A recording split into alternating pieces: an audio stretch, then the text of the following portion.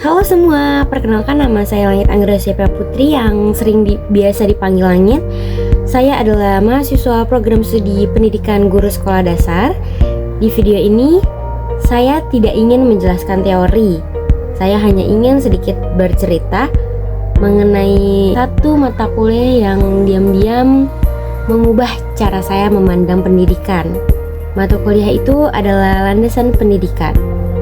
Dan dari semua materi yang saya pelajari, ada satu materi yang sangat berkesan bagi saya, bahkan sampai sekarang masih sering saya pikirkan, yaitu mengenai pendidikan inklusi. Awalnya, saya mengira landasan pendidikan hanyalah mata kuliah teori tentang hakikat manusia, tujuan pendidikan, peran guru, dan aliran-aliran pendidikan. Jujur saja, awalnya saya berpikir ini penting, tapi rasanya jauh dari realita. Tapi ternyata saya salah. Melalui diskusi, studi kasus, materi yang sudah kami dan teman-teman saya sendiri dan teman-teman saya pelajari dari hasil presentasi sebelumnya, saya menyadari bahwa mata kuliah ini tuh justru membuat saya melihat pendidikan dari sisi yang paling mendasar, sebagai proses memanusiakan manusia itu sendiri. Puncaknya adalah saat kami membahas mengenai pendidikan inklusi.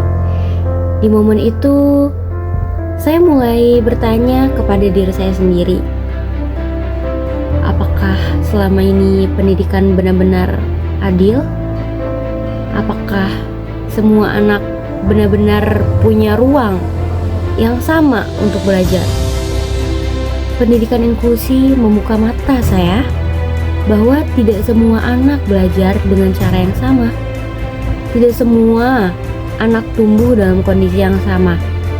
Dan tidak semua anak diberi kesempatan yang sama. Namun, pendidikan seharusnya hadir untuk semua, bukan hanya yang mampu untuk mengikuti sistem saja. Materi ini tidak hanya menjelaskan teori, tetapi menyentuh sisi kemanusiaan saya sebagai calon pendidik. Dari pendidikan inklusi, itulah cara pandang saya terhadap pendidikan benar-benar berubah. Saya mulai memahami bahwa pendidikan itu bukan sekedar mengejar capaian akademik. Lalu, guru bukan hanya penyampai materi.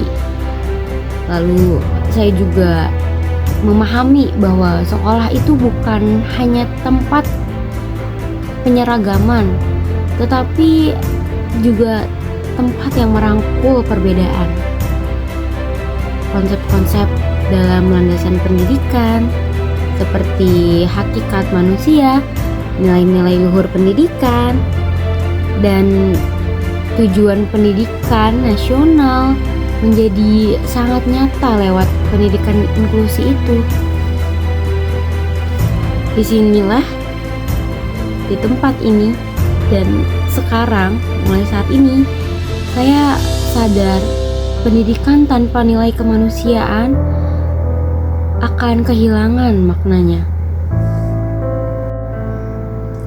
Lalu untuk harapan saya terhadap pendidikan di masa depan adalah kedepannya saya berharap pendidikan di Indonesia bisa semakin inklusif dan berkeadilan.